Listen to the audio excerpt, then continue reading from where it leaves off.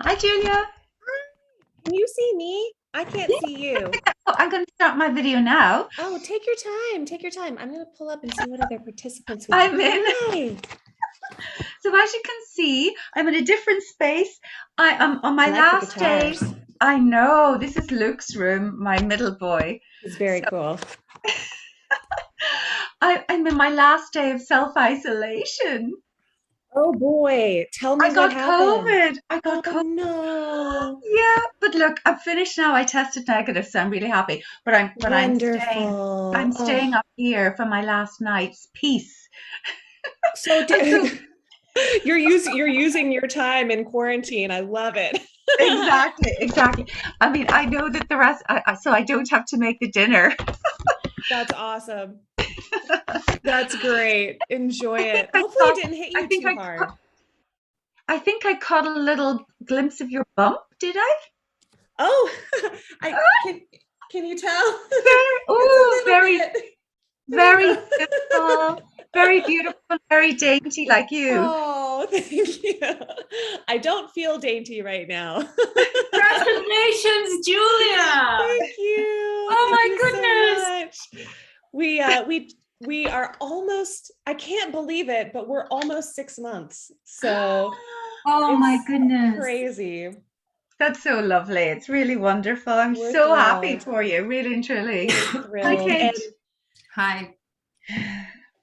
yeah, thrilled and scared to death and all those things. And man, it's so scary right now. Not to jump right into the political. I'm sorry, I always do this, I but know, it's my scary to God. bring a daughter in to this Yeah. right now. So a lot of feelings. But Mm. how are you guys doing? Well, I've just told you about me. I'm in my son's room, Kate, because I'm on my last day of self-isolation. I got COVID. I tested positive on Monday. Oh, Yeah, but four vaccines, I think, lightened the dose. So I actually, the first few days were a bit miserable, but actually it's been fine really since Friday. So it's good. Great. So you've had wow. two boosters, Yeah, I have. and Yeah, it was fine. I just got my second one, so I'm good. praying that it'll be light like yours if I get any. Yeah, yeah, So definitely. I think it made a great. difference. Yeah, What were your definitely. symptoms, Catherine? Well, when I first got them, well, first of all, I got it. Hi, Anna. Anna's in her usual spot. So the first of all, I was at a fantastic conference. I was telling Julia about it, Kate, at last weekend, and I kind of knew at the time that anybody who hadn't had it was going to get it because there was like Mm. 500 doctors. It was, but it was a narrative medicine thing, and it was lovely. So so anyway, my friend who I was with the whole weekend pretty much started, she texted me on Sunday to say that she had tested positive, and I had noticed that Sunday morning that I had just lost my voice a little bit, Yeah. and I had noticed her coughing the day before, funny enough, at the Mm. end. And then I tested negative still on Sunday, but I went into isolation anyway because, I didn't want Anna to get it or Michael. So and then on that night, I was kind of fevery, and in the morning, I felt awful, horrible cough, really Mm. sore throat, and tested positive. But to be honest, Monday, Tuesday, Wednesday were probably the bad days, and a bit of headache and brain fog. That's it. Mm. Have you had it, Kate? No, and I'm all boosted and vaccinated, and I'm just Right. the laughing stock of my friends because I'm so cautious. Laughing stock, Well, nothing. They want to shoot me. But I'm glad I'm immunocompromised, and my my husband is essentially living with the same symptoms as long COVID with his brain injury. So we just are being very, very, very cautious. Good. yeah. Oh my That's great. God. Yeah, like I don't want to get the long COVID. It's horrible, and it still is there. Do you know what I mean? Yeah. Well, I'm so glad that you got a light case of it. Oh, Yeah. Amy, my friend Amy's here. Yay. Thank you so much for inviting your friends. Yeah, two or three other people said they couldn't make it today, but No worries. I appreciate you spreading the word. Welcome, Amy, if you can hear us. Thank you. I can hear you. Hi. hey, Hi. Amy. Hello. I, Hi. I'm so glad to have a new face here. We have we have quite a family of people who come every time, and it's so wonderful. Every time we get somebody new, it really shakes us up in a really positive, productive way. So thank you for being here. Thank you. We're going to give, I had 2 other people sign up, so I'm going to give them just another couple minutes to file in. Before we get started, pull up your chat box. If you don't know where your chat box is, you can hover your cursor over the top of the screen. It should pop up with a little chat icon. And I'm just going to have everybody write in the chat box a super uncomfortable answer to a super uncomfortable question. What is your favorite part of your body?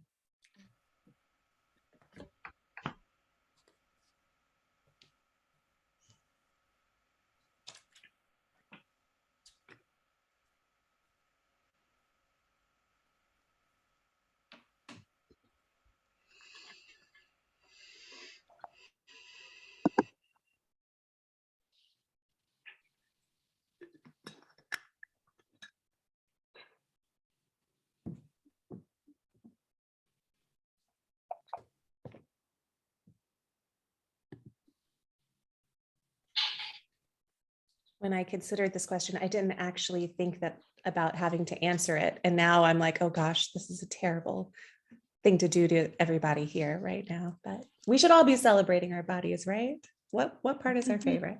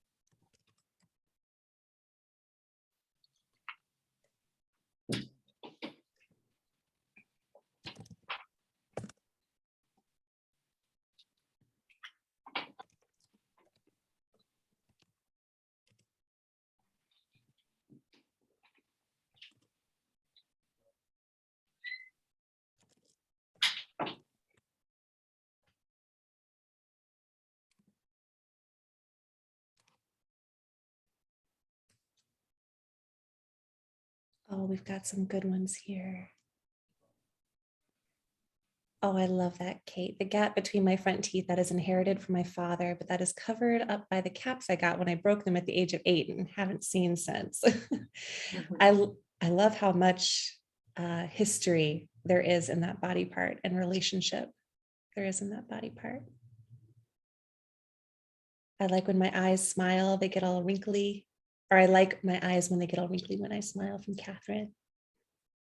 Beautiful. Amy, my eyes, one of them, the left, I think has a fleck of amber in it that only people who look closely can see. Oh, that's like a little poem right there. It kind of invites you to lean in, into that intimate space where you really start to notice detail. I love that. And I wrote about my shoulders, and I realized I kind of wore a little bit of a shoulder dress today without thinking about it. When I was a kid, I would always do this thing where I'd be like this, like awkwardly at people, I loved my shoulder. I'm going to try to channel that shoulder love again. Great. We're going to be talking a lot about bodies today. So I figured might as well get started diving into our own. Anna says, my hands, they do so much for me. Oh, I love that. Some of my favorite artwork is actually just focused on hands. I feel like they have so much character, and you can tell so much about somebody, not just by their passive hands, but how they use them, Oh, I love that. Great. All right, we'll give everybody just another couple minutes to file in, but I'll go ahead and get started with my preamble. So I know everybody here has been here before, except for our lovely new friend, Amy. Welcome. Amy, let me tell you just a little bit about narrative medicine and typically what we talk about in narrative medicine workshops. We typically start out by discussing the philosophy that undergirds the work that we do in close reading. Last week, we talked a little bit about Judith Butler and her scene of address, which is really just another way of saying how context informs our identity. We looked at a poem where the speaker really examined the context of their childhood and how that informed who they are. But in the past, we've also discussed Ricoeur's theories of narrativity and how we use language to make sense of ourselves. We've discussed Emmanuel Levinas's ethic of being for as the basic precondition even of our own being. Postmodern philosophers like these are the links, or should I say vertebra for the healthcare providers in the group, in this ethical backbone of the work that we do in narrative medicine. Again and again, they remind us why we're doing the work that we do.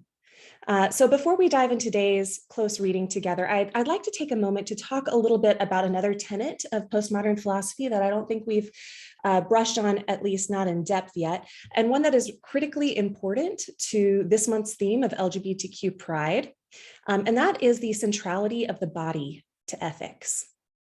Postmodern philosophers and literary scholars have dismissed resoundingly Descartes' idea that the body is separate from the mind. I'm sure we're all familiar here with Descartes' what we call the cogito ergo sum, I think therefore I am, as if the body could be separate from that thinking mind.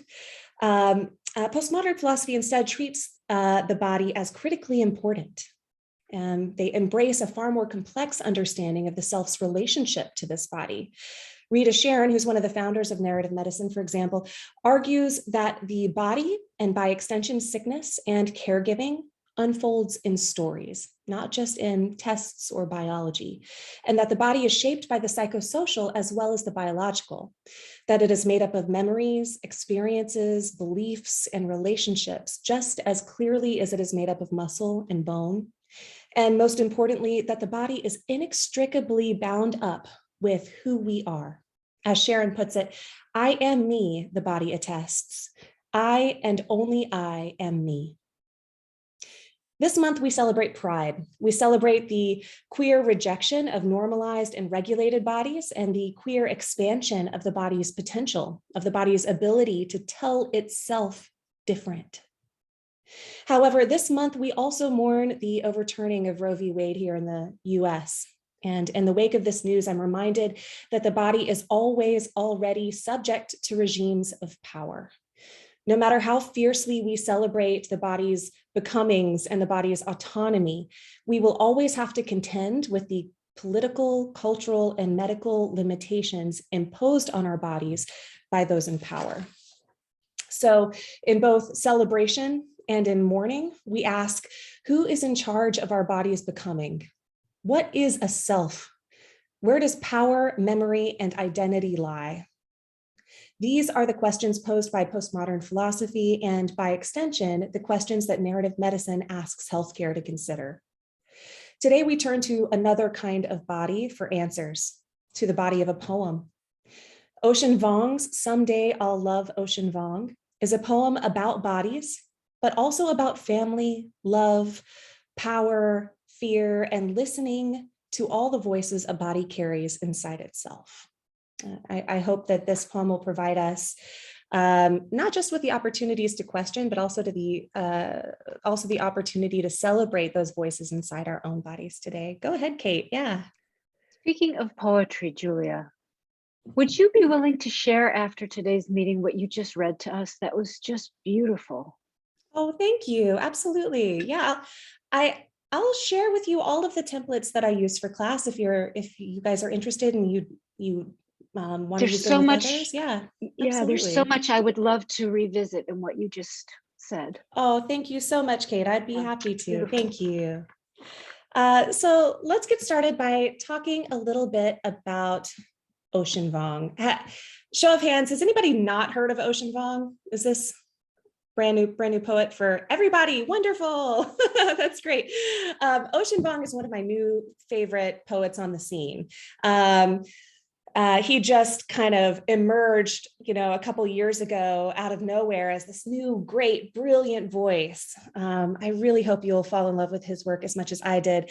Before we dive into Vuong, though, I have to say it was so hard choosing an LGBTQ poet or author for this class because there's just so much to choose from. I actually have on my nightstand, I have like 7 or 8 different books I was considering for this class, and I'm going to share those with you at the end of class too, because there's just so much. Go for it. Yes, please, Catherine. Oh yeah, my friend just bought me the book On Earth We're Briefly Gorgeous. Yes. So I knew that and I was telling Anna about it. It's absolutely beautiful. It's like a poem, isn't it?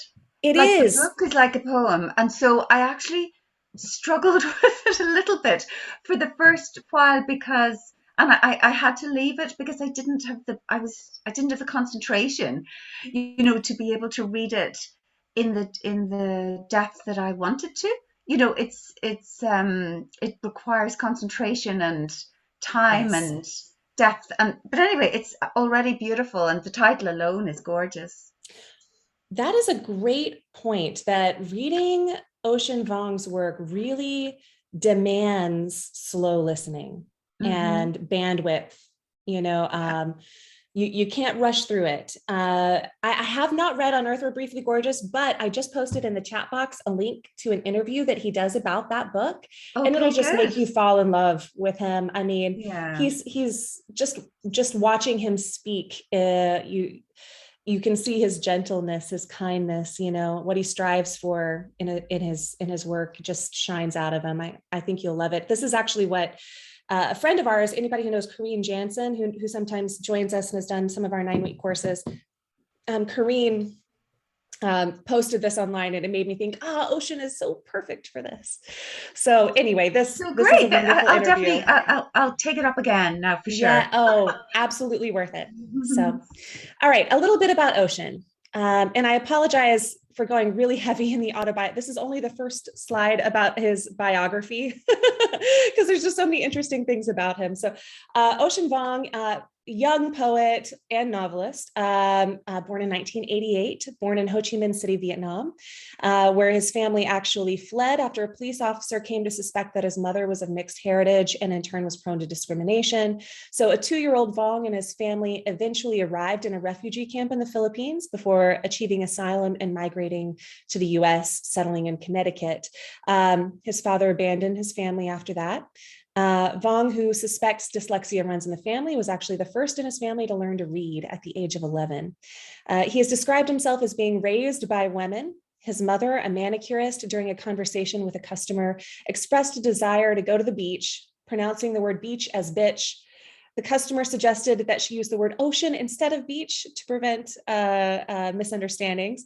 And after learning the definition of the word ocean, the most massive classified body of water, such as the Pacific Ocean, which connects the United States and Vietnam, she renamed her son Ocean.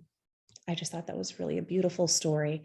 A little bit about Ocean's successes. His first collection of poetry, Night Sky with Exit Wounds, which is the collection from which the poem we'll be reading today comes. Hurled him into critical acclaim, snagging him the Whiting Prize, the 2017 T.S. Eliot Prize, and a 2019 MacArthur Fellow. His debut novel, On Earth We're Briefly Gorgeous, which Catherine has on her nightstand, was published in 2019. He received a MacArthur grant the same year. He's openly gay, a practicing Zen Buddhist. He currently lives in Northampton, Massachusetts, where he serves as an associate professor at Amherst, where my husband went to college, and I got to tell him, wow, you went to a great college, honey. Vuong teaches there. So I highly suggest this book of poetry. It's won obviously every award there is, and it's a great introduction to Vuong's work. All right. So this is the poem that we're going to be reading for today. Someday I'll love Ocean Vuong. I'd like 2 volunteers today to read. You can just raise your hand on screen if you'd like to volunteer to read. Okay, great, Amy. Oh, I was so hoping you would volunteer. Wonderful. Who else? Any other volunteers?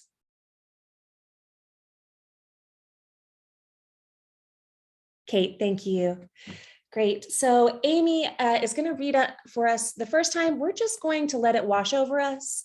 You can close your eyes if you want. Just focus on listening. The second time we read, we're going to be listening a little bit more critically. I'll give you an exercise to do in the chat box next time. But for right now, Amy, just go for it whenever you're ready.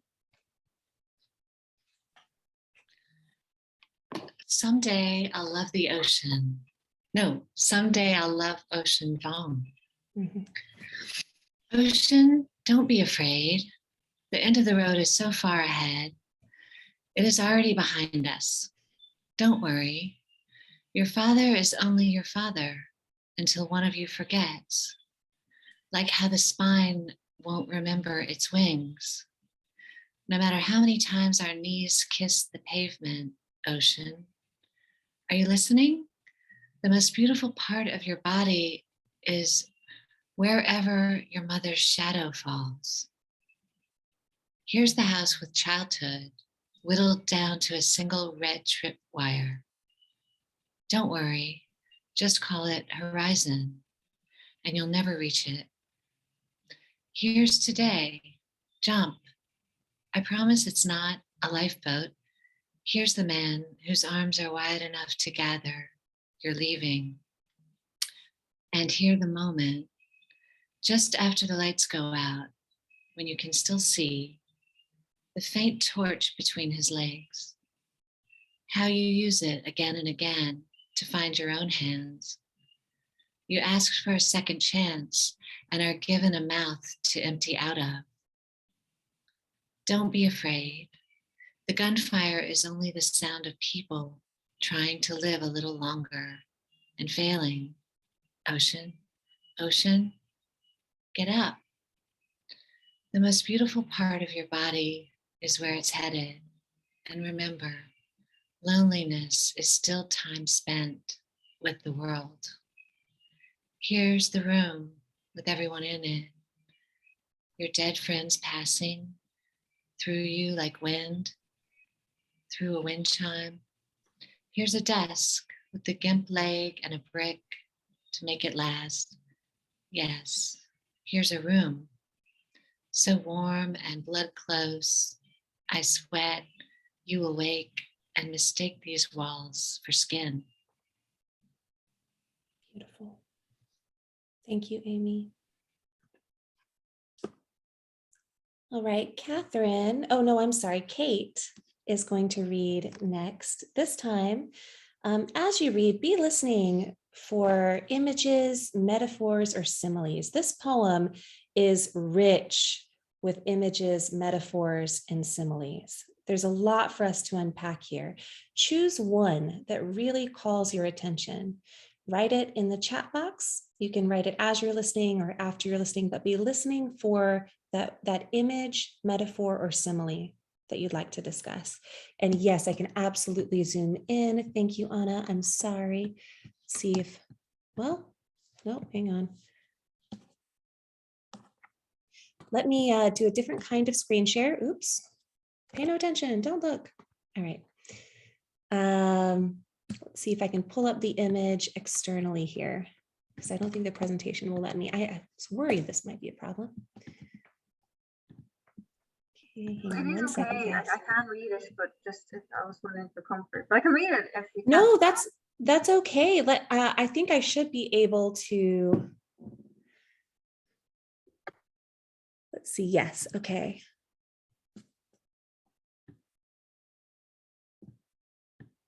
All right. Share screen, preview. All right. Here's the first page in preview. Perfect. Yeah. And the thing is, I might have to do them one at a time if I'm doing them separately. Oh, you know what? I can do a desktop share. Still learning the wacky ways of the Zoom. Here we go. All right. And okay, pull this up over here. Scroll in here. Is this big enough? Can everybody see that? Okay, great. Thanks for letting me know. And thanks for letting her know right before I have to read it too, Anna. So did you want to say anything else, Julia, or shall I just go? No, I think you can just go. I'm still kind of tweaking to make sure I can get it as big as possible for you guys. Hang on, is that better? All right, go. Mm-hmm. And the title is what again? I can't see the title. Someday someday, I'll, okay. sorry, go for it. Someday I'll love Ocean Vuong. Ocean, don't be afraid. The end of the road is so far ahead, it is already behind us. Don't worry. Your father is only your father until one of you forgets. Like how the spine won't remember its wings, no matter how many times our knees kiss the pavement. Ocean, are you listening? The most beautiful part of your body is wherever your mother's shadow falls. Here's the house with childhood whittled down to a single red tripwire. Don't worry. Just call it horizon and you'll never reach it. Here's today. Jump. I promise it's not a lifeboat. Here's the man whose arms are wide enough to gather your leaving. And here, the moment just after the lights go out, when you can still see the faint torch between his legs. How you use it again and again to find your own hands. You asked for a second chance and are given a mouth to empty out of. Don't be afraid. The gunfire is only the sound of people trying to live a little longer and failing. Ocean, ocean, get up. The most beautiful part of your body is where it's headed. And remember, loneliness is still time spent with the world. Here's the room with everyone in it. Your dead friends passing through you like wind through a wind chime. Here's a desk with the gimp leg and a brick to make it last. Yes, here's a room so warm and blood close, I swear you will wake and mistake these walls for skin.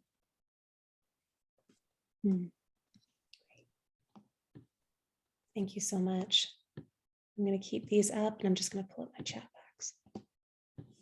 Can everybody still see the poem kind of? But is the chat box in front of the poem for you? No? Okay, great.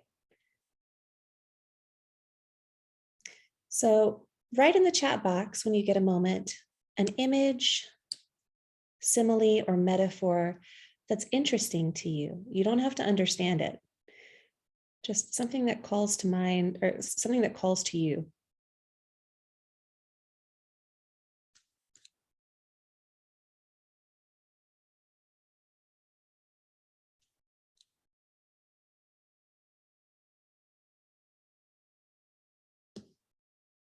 Single red tripwire. Yeah. Let's definitely put a pin in that one. Single red tripwire.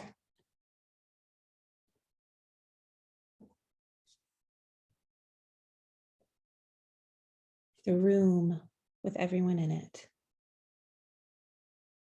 Great. Oh, I love that line too, Kate. Remember, loneliness is still time spent with the world.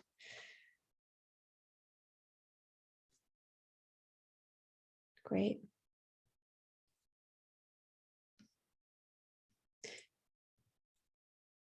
While everybody else is still thinking about the image or metaphor calling to them, I'd like us to say out loud how this poem makes you feel. What do you feel after reading it? Gut reaction is perfect.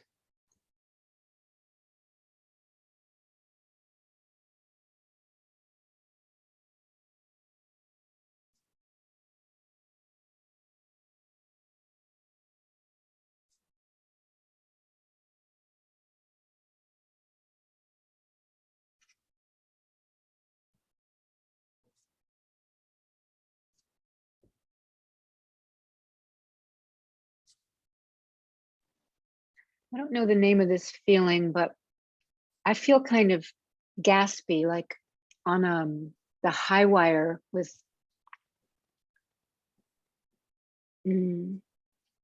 between death and life. A kind of a very taut feeling, very, very condensed and distilled and awake, but also surrounded by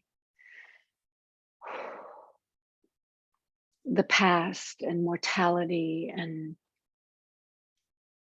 everything. I think that was a poem right there. Or a wonderful description of how poetry works. I love the description of that gaspiness, the tautness, the feeling of tautness on a high wire between death and life, condensed and awake, but surrounded by past mortality. I love that. I feel like as well as that feeling, there's some lines, and especially maybe at the end, there's a real, I don't know, I feel there's a tenderness or that gaspiness too, but there's a, I don't know how to describe it either, the gut feeling, but there's the way the poet speaks to ocean, there's a real tenderness, and especially with all the parts of the body, especially the skin at the end, you know, and the softness in the mouth and the there's a lot of, there's tenderness even in the kind of the darkest bits of the poem, if any, you know. I find it really interesting, Anna, that both you and Kate use very embodied terms to describe how the poem makes you feel. For Kate, it was a gaspiness or a tautness. For you, it's a gut feeling and a tenderness and a softness. These are very embodied ways of speaking about the poem. I just think that's very interesting.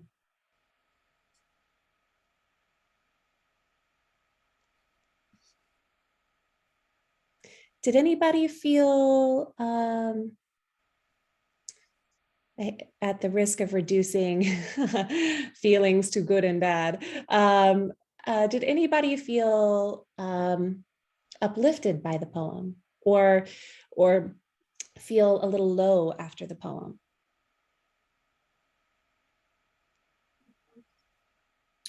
Yeah. Can you hear me? Yes. Okay. I think I feel both.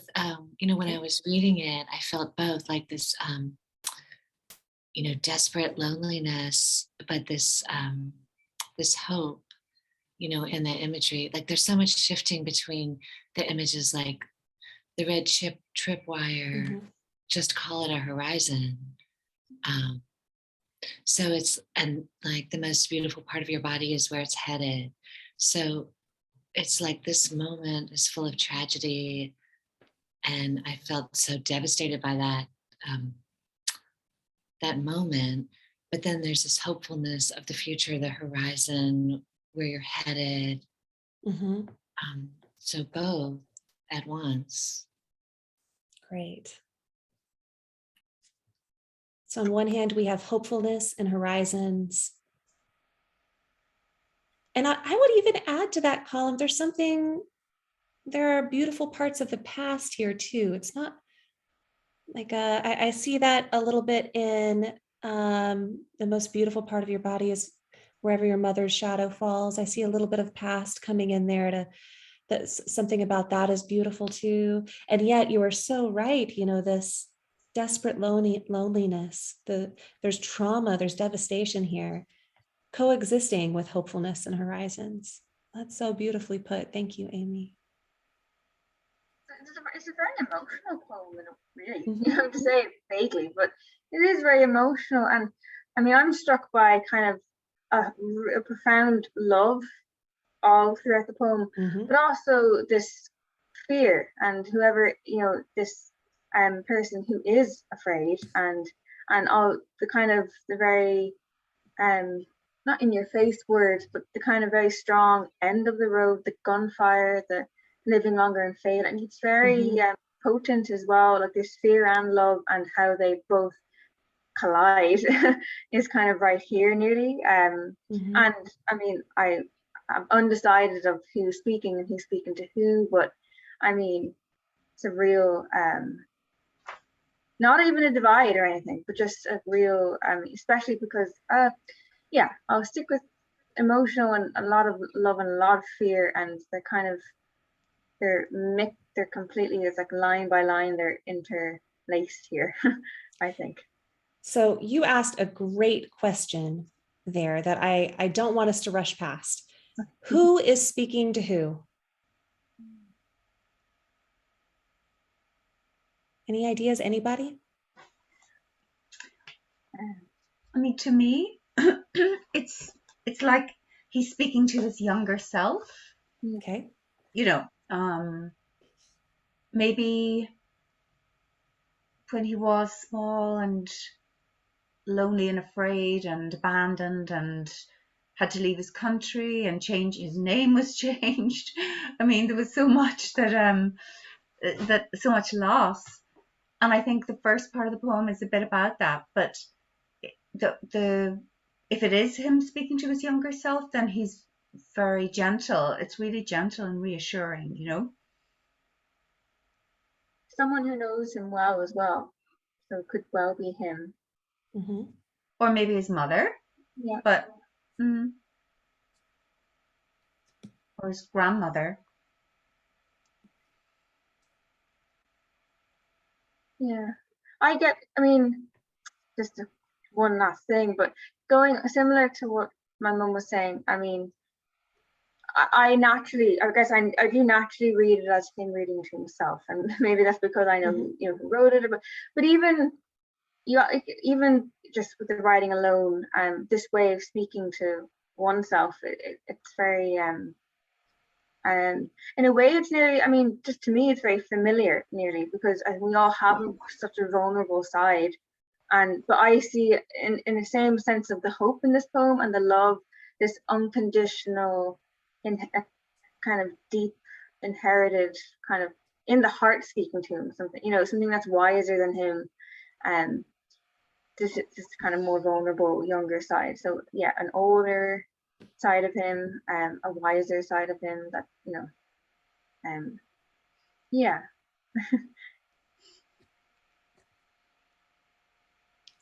So perhaps an older, wiser self, someone who knows him well. If this speaker is external to him, it's someone who knows him very well, or perhaps it's an externalized part of himself that knows this his secret fears very well.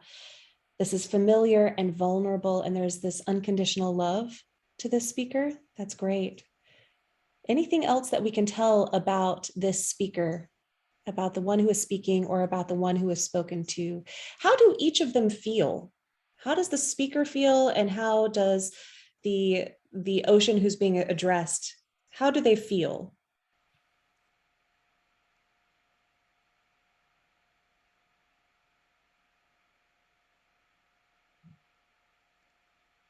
The one who's speaking seems to be taking the stance of reassuring the one who's being addressed. So, ocean, don't be afraid is the first line. And then this promise at the end, I swear you will wake and mistake these walls for skin, which I take to be a reassuring vow, not a threatening one. And then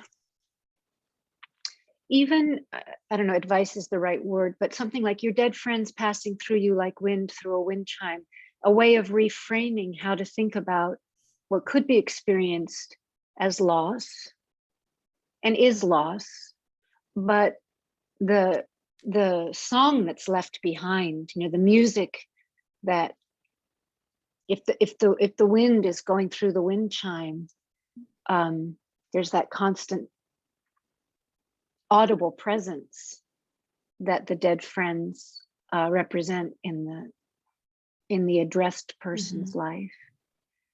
And then that beautiful part about don't worry about your father, just look for your mother's shadow. Yeah. All these, I guess it seems to me studded with Yeah, shift is Don't worry and don't be afraid. yeah, He says that about here's a 4 different way to times. frame it. Yeah. Mhm. So our speaker is reassuring, reframing, sometimes even gently promising. And our spoken to, what can we tell about what they feel? What does Ocean feel? Can we tell? Girls probably feel afraid and worried and small. Worried, Sorry. afraid, I interrupted. small. He's expecting the worst. I say, assuming that, like, it's not a lifeboat. Don't worry. The gunfire, it's only the sound of people trying to live long. So he's expecting what's already happened to happen again. Mm. And it's, so I think, and he's being reassured, like, no, it's not that, it's this, it's something else in the future. Mm-hmm. I wonder, does he feel guilty about something, or because it says you asked for a second chance? Oh, guilt maybe. Yeah. So, or whether he's felt he has missed opportunities or something. And where, oh, sorry. Or If you froze for a second, Catherine, are you done with your thought? beautiful and Uh-oh. Let's see if she pops back up.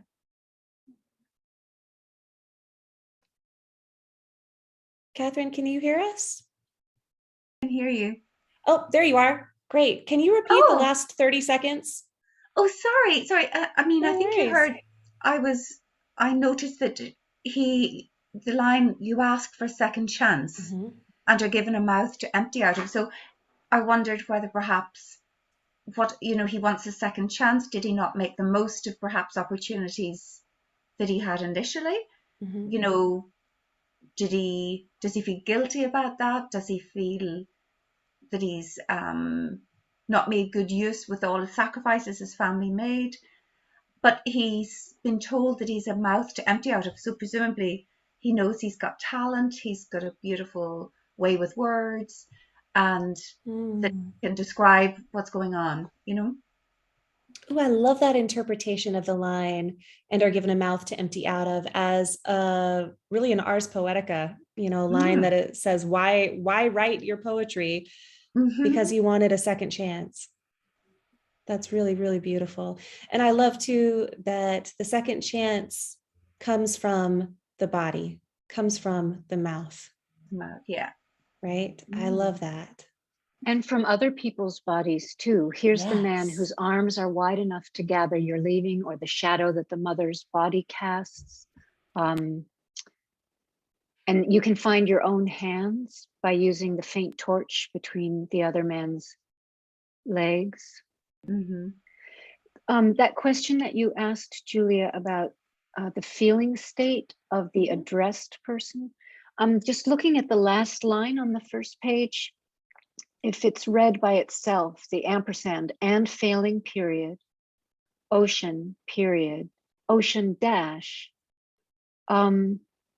wondering if maybe there's a fear in the person being addressed about failing, and the way that it's an ongoing repeated fear of failing.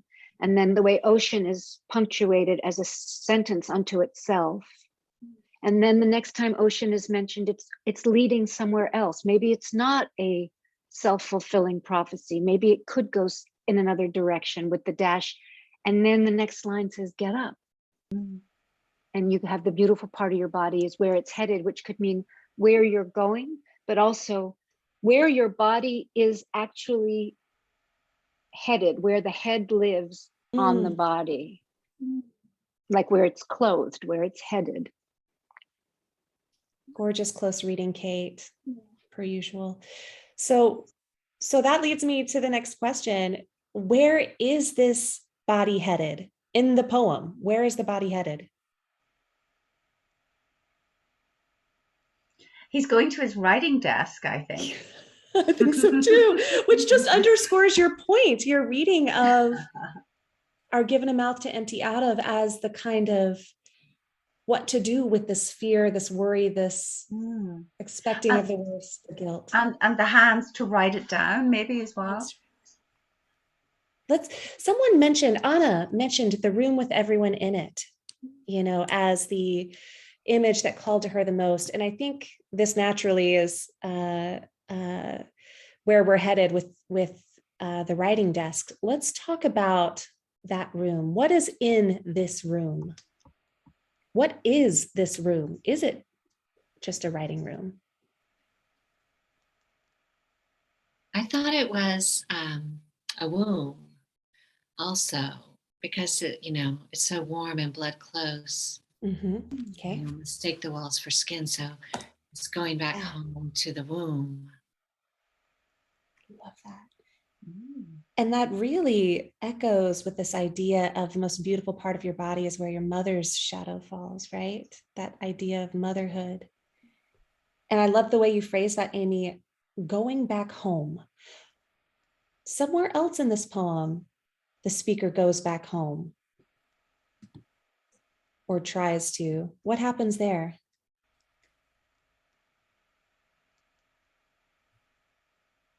Is it the house with childhood? That part? Will you read that part? Yeah. Here's the house with childhood whittled down to a single red tripwire. Don't worry, just call it horizon and you'll never reach it. I don't really understand it, I have to say. Let's talk about it. Let's talk about this kind of home versus that kind of home. So here we have the house with childhood. Neither are called a home, but it's interesting that this is specifically a house. Here's the house with childhood, whittled down to a single red tripwire. That's something that Amy noticed as an image that was calling to her too. What does that mean to you guys? Any thoughts? Just that line alone. Whittled down to a single red tripwire. Is a tripwire like a bomb or something? Like you accidentally kind of step over it and it triggers something. So it's kind of frightening image, isn't it? That's what I think of. Great word. I think of also, a trap, a bomb or a trap that you're setting off if you go there. Yeah. I'm kind of starting to really realize that the fear coming up and how it is probably, it seems like trauma, of his own kind. I'm kind of, sorry, it all hits me kind of a little bit bit by bit, but definitely with the lifeboat and the just how vulnerable, and with childhood as well, the fact that it was then, and things that happen in childhood are really significant and they kind of really claw into you and etch into you. So I'm just kind of realizing that. So I interrupted, I think, people. I'm sorry. And Anna, just to piggyback on that idea, how trauma is etched into you, this is in present tense. Here is the house with childhood, whittled down to a single red tripwire. Like it's always present, no matter whether it was in the past. Yeah. And I like you guys are using some really great words to describe it. Trigger, trap, danger, bomb.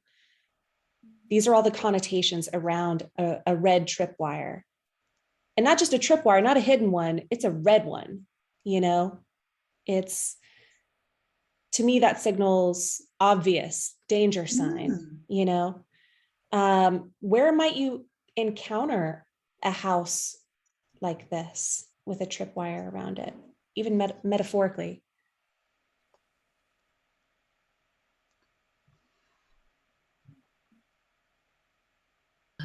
A house where something terrible has happened.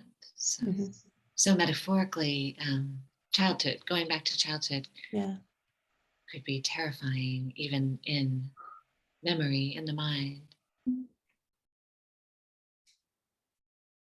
Great. Kind of a non-trespassing place, definitely. Say that again, Anna. Like a non-trespassing place. Yeah. a place you don't let yourself go to very often. Mm. Like I've just realized it's like a booby trap. Is that what you call Yeah. it? Yeah, like Yeah. a tripwire. Yeah. But So as you say, they're usually hidden, but this is obvious. The red. yeah. I think about it too, now that we're talking about this in the context of kind of a foil between this kind of house and the room at the end. I'm thinking of this as a kind of place to go in writing as well. Like maybe it's dangerous to write about these things that, this trauma, as Anna put it, that are etched into you. To write about it is triggering. It's sometimes maybe it's a kind of trap. And then we have the next lines. Don't worry, just call it horizon and you'll never reach it. What does that mean to you? Very interesting. What's that? Very interesting. I'm pondering it. I think it's beautiful though, and I think it's a really like unique perspective on looking at something like that, and it's a very particular thing. And it's also, sorry, Anna, go ahead. I mean, it reminds me of like an ocean's horizon, which is just like the most kind of Yeah. ultimate horizon I know, because it's so far away from you and you will never reach it, and you don't have to work. It is a kind of, it's really manifest the idea that you can't reach it. It won't go near you again. There's a real kind of almost like a logical reassuring there, or something changing of the situation. I don't know. I think it's beautiful. Yeah. And there is an italics as well. I don't know. It's kind of a softness to it as well. I don't know about that, but yeah. And it does what we've said it does. It reframes it, right? At this horizon. I mean, Anna, you're saying now it looks beautiful. Now this red tripwire looks like a sun setting over an ocean. It looks beautiful. There's something beautiful about it from this safe distance that we'll never quite reach. It's also a way of saying, if we look at something the way we originally learned it, danger, danger, red tripwire, and then we reframe it and say, well, call it horizon, put it out in front of you, not as something that's already happened that informs how you're going to live from now on. But if you make it the horizon, which you'll never reach because none of us ever reaches the horizon, then go ahead. Now we're just here today. Let's start from today. Jump. Yes. So we can jump over that red tripwire maybe and not trip the mind. And then there's the promise. It's not a lifeboat. Look what's on the other side. Then you jump, and where do you end up? The man whose arms are wide enough to gather your leaving. And then here, the moment again, the present moment. And the present place too. I love that. Oh, gorgeous. I love the imperative there, that active verb, jump.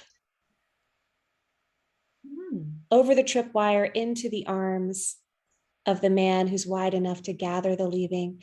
And then we have that, for me, very sexy couple of lines. Here, the moment just after the lights go out, when you can still see the faint torch between his legs, how you use it again and again to find your own hands. Now that's making me think, is the person speaking to him his lover or partner? Is the man that, like, the love of his life? Maybe I've got it wrong. Instead of like, here's the man whose arms are wide enough to gather your leaving, so to catch you almost, like someone that he's found to share his life with, that is going to a safe and loving place. Yeah. What I really like about that is that we don't have to decide whether it's the lover speaking to him or a part of himself that he considers a lover. Yeah. That the energy of this is beloved energy. That it could be either, and both are sacred in a way. The arms wide enough to gather the leaving. Whether that could also, I mean, we've been talking a lot about writing too, and how writing has that capacity to be wide enough to gather one's leaving. But unlike writing, the next couple of lines bring us, well, not unlike writing. What am I saying? Writing can be extraordinarily sexy. But we.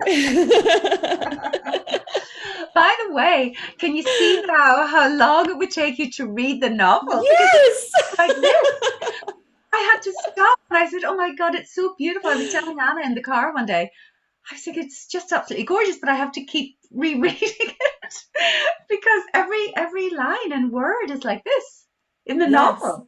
Yes. You almost need, like, we would need like a group to co-read it together. Exactly. I can see that, absolutely. But just, you made that great point earlier about the, I'm sorry, Kate made the great point earlier about how other people's bodies are safe zones, are places for gathering this leaving, the places that you can, that you can jump over the tripwire to and be home in. And I love how in this kind of sexy for me scene, the faint torch between his legs actually invites the speaker to find his own hands, to locate his own body through the body of the beloved, you know, through sexuality even, you know, to find oneself through sexuality, which is a very important thing to appreciate and to recognize for all of us, whether we are LGBTQ or totally heteronormative, how we locate ourselves through relationship, sexual or otherwise. So yeah, I'm glad that you guys, that these lines really called to you, because I think they're really the lifeblood of the poem, and take us to a really interesting conversation in contrast about the other kind of home at the end. If it's okay, let's take a look at this other room. Any last thoughts though about the house with childhood whittled down to the tripwire? So let's talk a little bit about the room with everyone in it. What is in this room? Let's just make a list.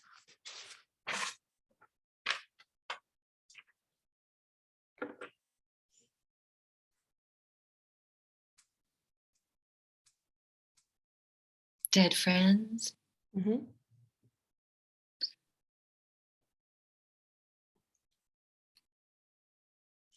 To borrow a term you used earlier, Kate, I'm going to add music. Because what else do those wind chimes sound like? What else?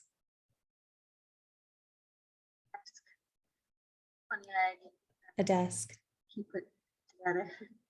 Say it again. A desk with the gimp leg and a brick to. A desk and a brick. A desk with a gimp leg and a brick to make it last. Classic. What does that mean?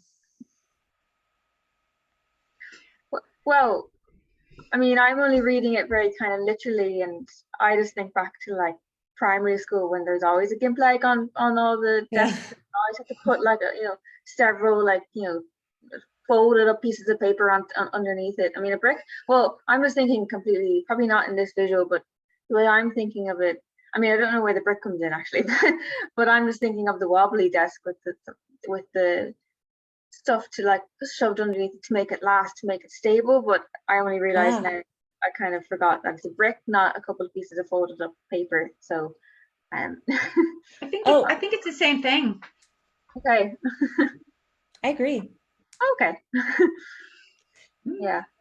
But I also like the idea of the gimp leg needing constant tending, like in primary school, you're always having to put something under there to keep it stable, but this, if we read go ahead, please. I was also, I mean, I feel like I'm inspired by Kate here, and I'm doing a Kate on it when I'm reading the line to make it last. Here's a room. I'm kind of re-looking at that, and here's a room to make it last, and you're kind of put back in, you're kind of in the reverse, put back into the meaning of the room and why he's there and what's he doing there. Right. I think, Kate can say more about it than I can. But Well, no, I was going to say, to do an Anna on what Anna just said. There's something about providing, instead of throwing the desk out, or something about the care involved in finding a brick and embracing the gimp leg instead of willing it away. Yeah, there's a gimp leg here, so what can we do to support this desk and make it last? I find that very comforting and tender. Beautiful. Right, yeah, compassionate. Yeah, compassionate. There's also warmth and blood closeness in this room, and you will wakefulness. Great. So the desk in the brick is a signifier of compassion, of embracing the gimpness that might be seen as, something undesirable, and actually makes it a reason or a focal point for that compassion. What can we do to support this leg, to make it last, to make it sustainable? I love that. And we have in this in this room, we also have dead friends, the music that they make in our lives, despite their absence, because of their absence, perhaps. We also have warmth and blood closeness. So now a tricky question. What is this room?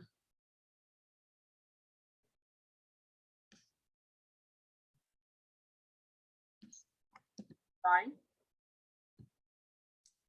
The body? His body?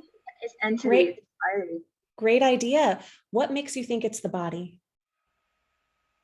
Well, I mean, that was a bit of a quick thought, but more of a kind of reactive thought of just, well, I love the skin, the idea of the skin, and kind of being kind of almost inside and looking at, you kind of mistake it and you're in, like what Amy is saying, in the womb or within. I think very much within, and you kind of wake up and you're in your body and you feel right here. It is the room that you feel best in, and you can ride through and kind of shine through and wake through.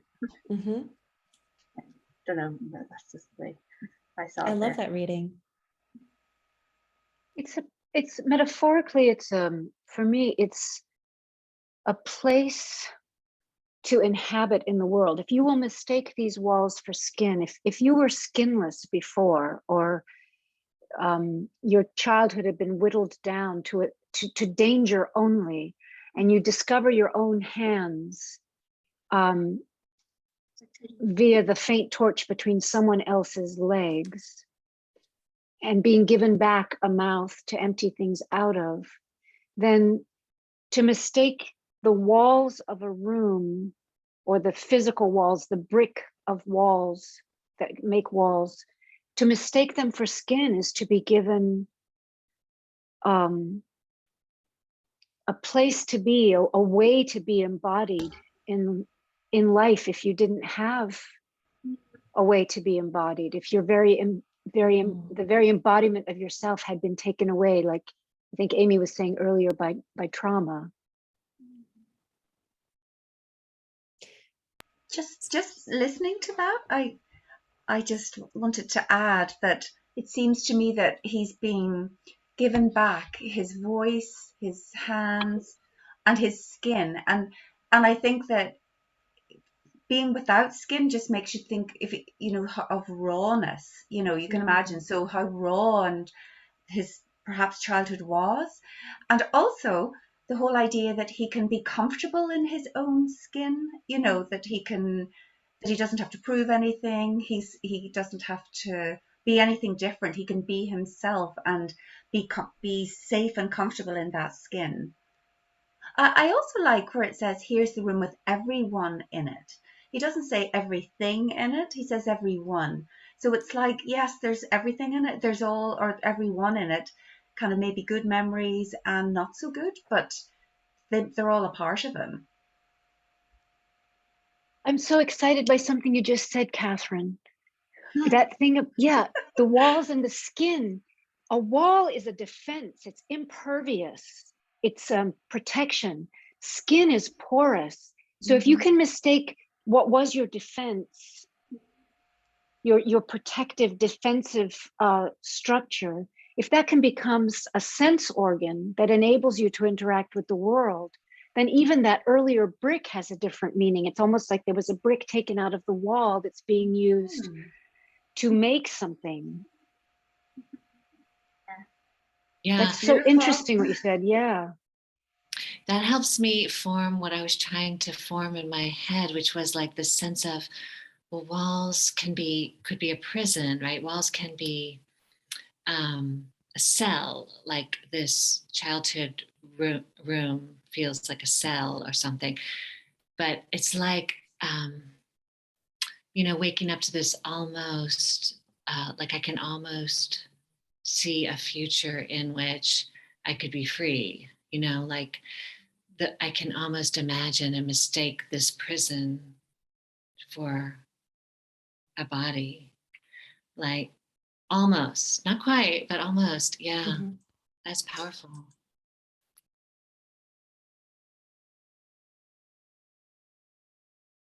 I can't think of a better place to land than right there. So I'm not going to say anything. We're going to just seamlessly transition from here to our writing prompt, unless there's anything else you guys would like to add or summarize. You guys just so beautifully encapsulated the poem for me in these last few exchanges. Or embodied the poem for me in these last few exchanges. Great. We're going to set, I'm going to set a timer for 5 minutes. We're going to free write to a prompt. I'm going to give you in just a moment. I'm going to set up a new screen share now. So let's see if I can. Forgot I wasn't on. Oh, there we go. All right.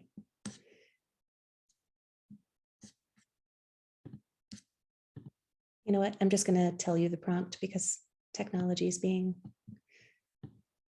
funny. So this prompt, we're going to write for 5 minutes. You don't have to write well. In fact, I encourage you to write badly. Just get as many words on the page. Surprise yourself by what you already know. This prompt is write yourself a letter. Start your timer for 5 minutes. 5-minute your timer, starting now.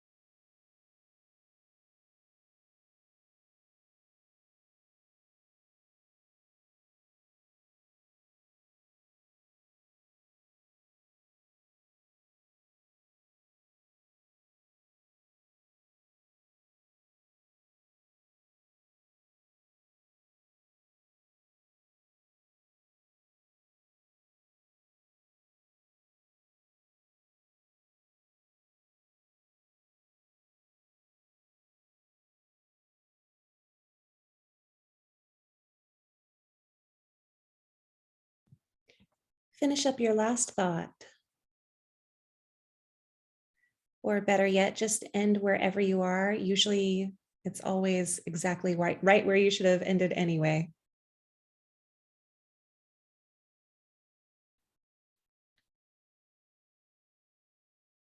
Great. So we're going to split up into some breakout rooms now. We've got the perfect number of people for dyads. Just a little bit about the etiquette of sharing. I know most of you here know these rules already, but it's a good to have for us all to have a refresher. So sometimes this kind of experimental writing takes us to places we didn't intend to go. You never have to share anything that you don't want to share. Instead, in your breakout room, you can talk about what it felt like to write something so vulnerable. If you do decide to share your writing with your partner, the only rule is not to qualify your work, not to say, oh my gosh, I wish I could have said all of these other things that I meant to say, or here's what I really meant. Just read the words on the page exactly as they're written. No need to give a preamble. Listeners, we're going to listen with the same generous attention to detail that we gave Ocean Vuong reading his poem. We're going to look at images, words, phrases, similes, metaphors that really called our attention, get curious about them, wonder about them. If anything comes up that is traumatic, like in Ocean's poem, these things do come up. Instead of saying, oh my gosh, I'm so sorry that happened to you, tell me more, focus more just on the words on the page, the story itself. You can talk about how these words made you feel or what questions they made you ask, but stick to the story on the page. This way we avoid offering vague apologies for somebody else's life experiences that they may not need.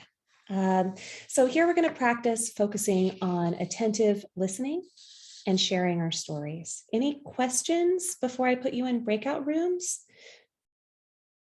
Okay, you're gonna share for 5 minutes apiece. I'll let you know when it's time to switch partners. So you'll have a full 5 minutes to read, and then for your partner to reflect on your writing, I'll send you a message, you'll switch, and then you'll do the same for the second person, 5 minutes apiece. All right, I'm gonna start some breakout rooms now.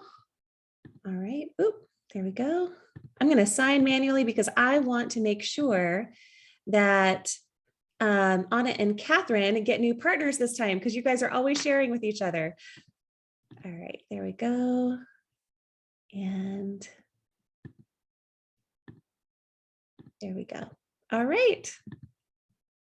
I'm here for you if you need anything. Type any questions in the chat box and I'll be right there.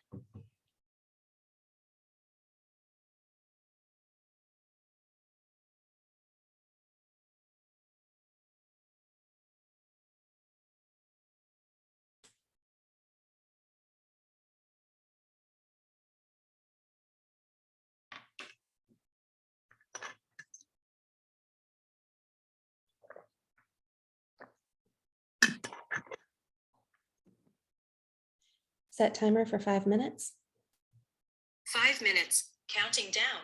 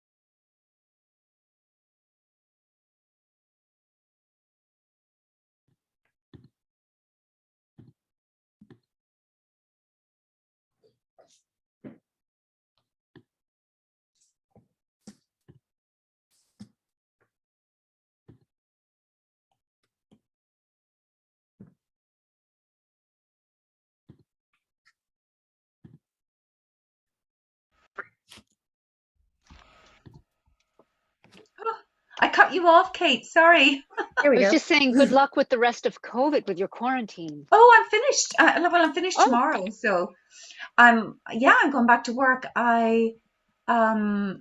This is my last day, but I tested negative today, so which is just earlier. Yay! So I'm staying in here to avoid making the dinner. We won't tell Anna that you've tested negative. Good for Yeah. Ooh, look at these reads. you. Use that quarantine. Ooh. Are you going to send us this list or should I write it down, Julia? I'm happy to send it to you. I'll send you an email. I'll send everybody an email with this list and Oh, do you with. know, I have to Yes. tell you, Julia, that Miriam texted me and said, "Oh my goodness, she got the time wrong." Oh, I felt so. I wish there was a way I could message people, because when I see that happen, when people come in an hour late, I wish I could be like, "Oh, sorry, you're an hour late," and I always have to kind of put it off to Well, after funny, class is over. I thought about seeing her. I thought about texting her, but then she's on call, and I thought Yeah. maybe she just got tied up, and then I didn't want to be texting when we were Oh doing yeah, you know. no worries. I'll reach out to her and I'll explain after class. And Yeah, I've had some lovely email exchanges with her this month. I'd love for her to come back and join us again. So yeah, yeah, darn, yeah. I'm sad we missed her. I'm sure she would have had a lot to say. So just to close out our workshop today, before I go into the list of the other contenders for the month, I'd like to hear from everybody, just a sentence or two about what you learned about yourself, either writing or sharing your story.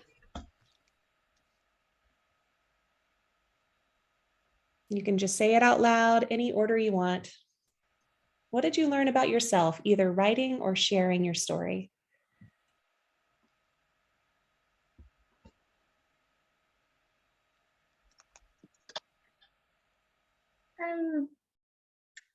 It's it's kind of it's what I learned about myself, but it's also kind of, or I mean, I don't know about Mom and Kate, but even just with Amy, there's always, I mean, I kind of made it not a joke, but kind of a funny humor point where I was like, it's always when we tend to write letters to ourselves, it's always, the wiser, calmer part talking to the more vulnerable, more one that needs the letter. It's never like, a Santa Claus letter where we're asking like the wiser part, can we have a gift? Like it's the opposite way. It's always a tenderness. It's always really caring. Yeah. Very rarely, I think we'd all write an angry letter to ourselves, unless maybe there's a therapeutic reason for that, but I've never done it myself. And I don't think people I know have, but there's a great capacity, I think, in all of us to really write caring. And it's kind of ironic nearly, comparing to day-to-day life, and you see people, it's the kind of treat others how you'd like to be treated nearly all over again. Treat yourself how you would write to yourself nearly. There's a real Exactly. I mean, and it's always, and there's an awareness of real tenderness, and then and a presence of something really capable of caring and loving that doesn't seem to have a light sometimes, in this society. It seems. I don't know. That was more thought. That's gorgeously said. What I really hear there is a recognition of your own capacity for self-love, which is a great thing to be reminded of. Thank you, Anna.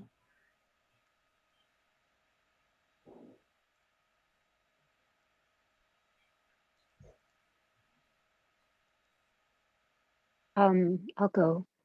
I grew up in a context of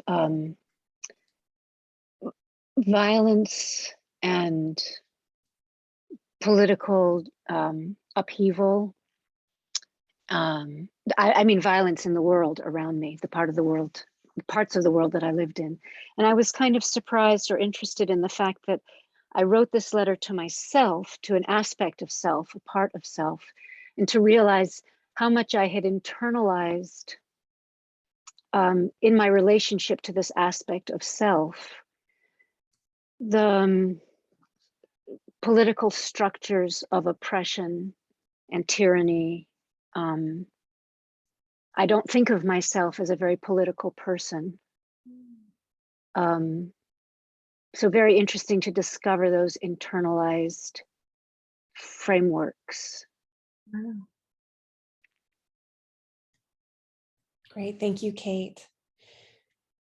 I think one of the really powerful parts of Vong's poem, like your response there, is that you can't escape the trauma. You don't try. Like, you know, there so much has been internalized. And I think that it's important to be aware of that, you know, there's no way to escape that. But I think it's really cool that you wrote about it and spent time with it, just in a similar way that Vong's narrator did, you know.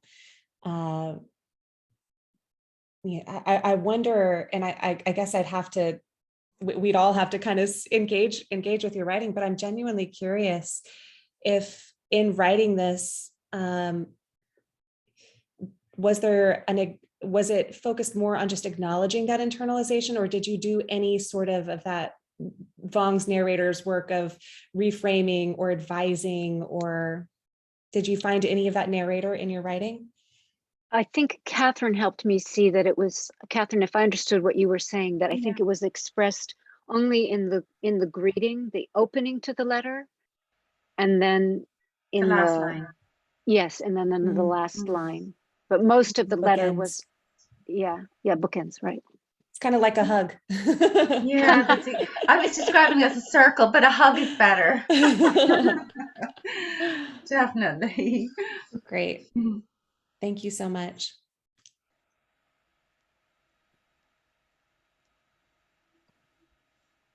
I suppose when I wrote mine, I just kind of realized that I can be completely honest, you know, and Kate pointed that out, that I'm not ashamed of any foibles or flaws or mistakes.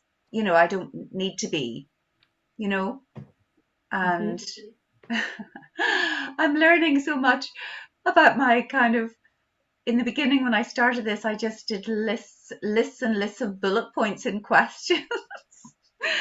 So I'm still doing the bullet points, but now I'm able to kind of put them into something. So I included the bullet points for Kate's benefit.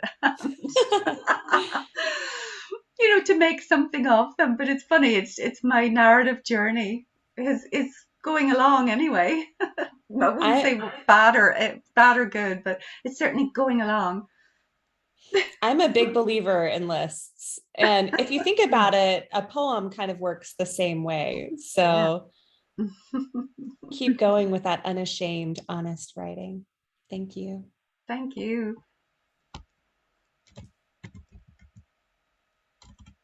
I'm reflecting on the power of, you know, what we sort of, so for, I noticed how I was quickly writing, sort of trying to write with this in the style of Vong, and then how his imagery or, you know, some of the framework fell into my letter to my own self. So I gave myself little hopeful commands like dig, fly, you know, instead of jump. And I thought, wow, I'm so, like, it's amazing how when I'm vulnerable and open, which I think I naturally am, you know, there's so much power in that I can integrate what are my influences in the world. And similarly, I think about, you know, the power of, you know, love and encouragement, which is what we're doing here, right? When we listen to each other's work so lovingly and encouragingly, and how susceptible I am to that. And I guess we all are. And so it makes me think I should be careful to surround myself with more positivity. Like I think about, you know, some of the crime dramas I watch, and I'm like, why am I doing that to myself? Because it infests my dreams and my sleep. And what if I surrounded myself with more inspirational, sort of everything, you know.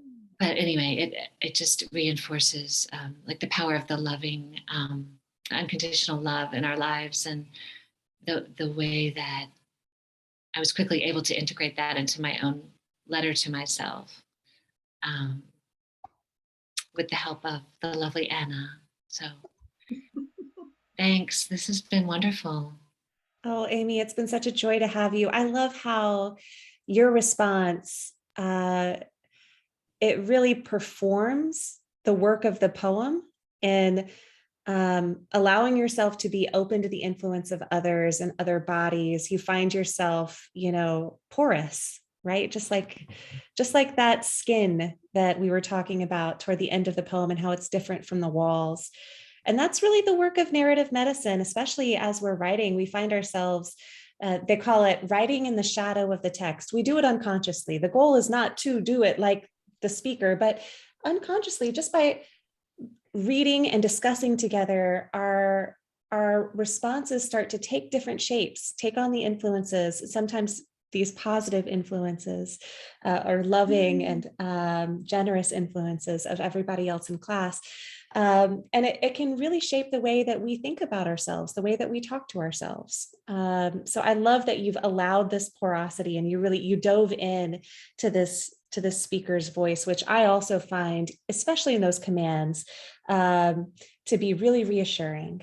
So thank you so much for joining us. This was just, I think that this might be my favorite class ever. So I'm so glad to have had you guys all here.